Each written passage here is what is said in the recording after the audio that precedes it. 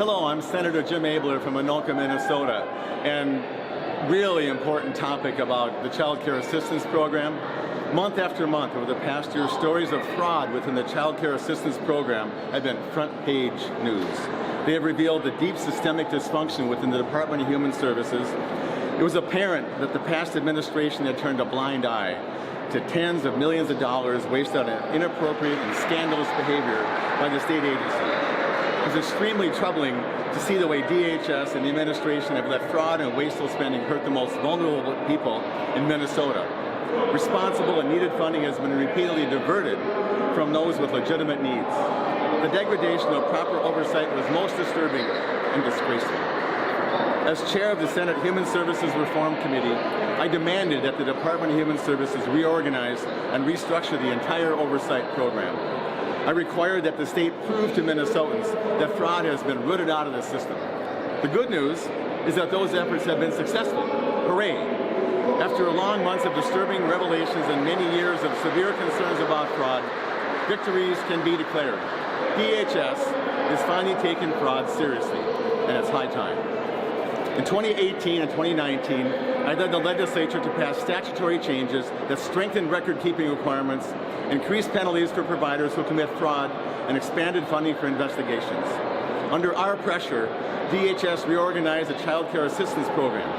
DHS reformed and rebuilt the Office of the Inspector General. It created an early and often unit to support and monitor child care providers and a continuous improvement program. They now use data to identify markers of fraud and are taking appropriate action to control fraud and abuse of programs. And it is high time. Because of legislative action I led, DHS has opened 63 child care fraud investigations into 60 child care providers between last July and this January.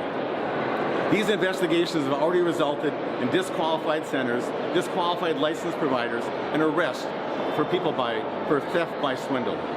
In addition, they are assessing accessibility and rate issues statewide, quality issues including defects in the Parent Aware program, provider training, licensing streamlining, waiting lists, and helping new and existing providers.